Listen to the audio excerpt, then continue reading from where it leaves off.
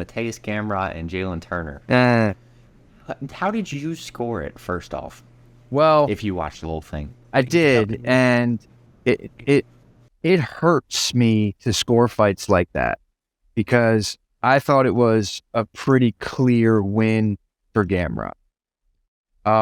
However, it's now look. I on one hand I could talk about how awesome Bo Nickel is and his wrestling, and then on the other hand I could be like, man, I hate giving points to a fighter that fights that way because it there's a difference between domination and desperation, in my opinion.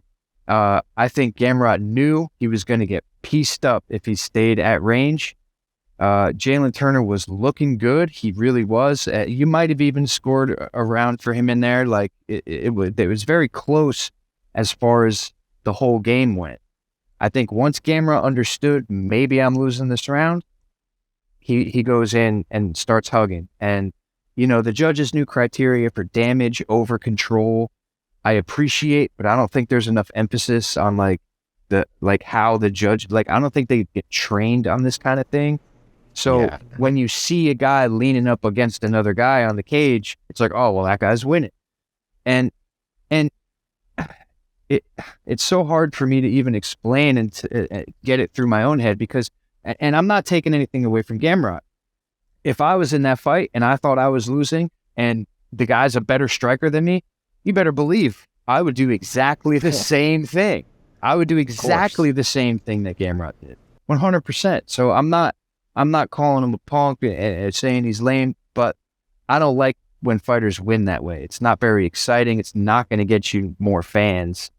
You have to use your wrestling to either get you a submission, get you some ground and pound, get you some dominant positions. If you're that good and you can stop somebody's movement for minutes on minutes on minutes, you should be able to advance position and get some type of a finish.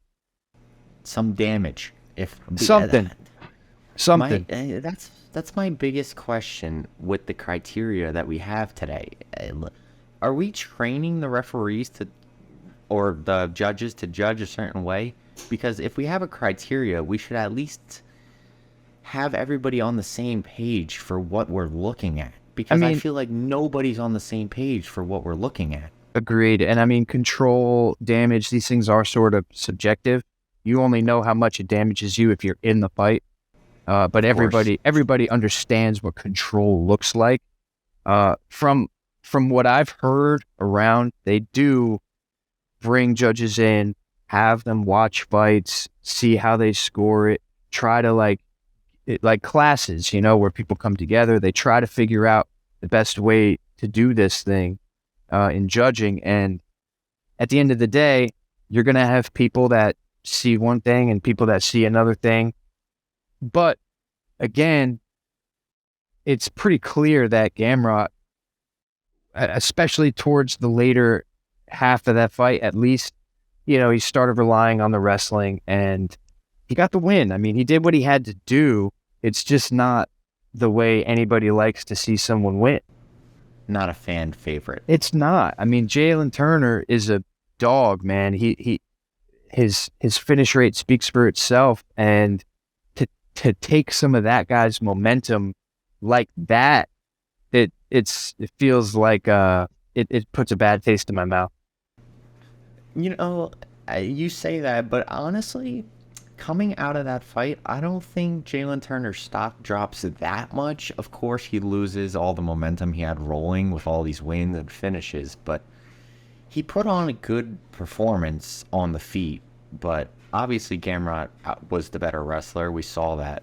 But I still think moving forward, if Jalin gets another win with whoever, I don't know what he's ranked or what he was ranked, but somewhere in the top 15, rank up another win, come back, maybe get that Gamrot rematch and see where you go. But I don't think losing like he did really hurts him bad. It hurts him for rankings and obviously that, but I think he can easily come back from this. He can come back. I don't think that's a question. He certainly has all the tools. He's young enough.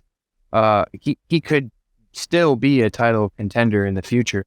It's just, you're absolutely right. It doesn't take anything away from it. It's just a bad stylistic matchup for him. And, hopefully he goes back to the drawing boards and learns from that and gets that defense a little bit better. And, and we'll see next time. Yeah. Hopefully he gets a striker in his next fight. That's what I would love to see. I don't know where this guy's ranked right now and if this could line up, but unfortunately, Arman Tsarukyan is lurking somewhere, and so they might give Jalin Arman, depending on where the ranks are, but that could be a rough one for Jalin as well. Not doing him any favors, but I'd still love to see it. Yeah, I mean, I can't wait to see where both of them go in this lightweight division because they're both prospects big time, so we'll see what happens. Yeah.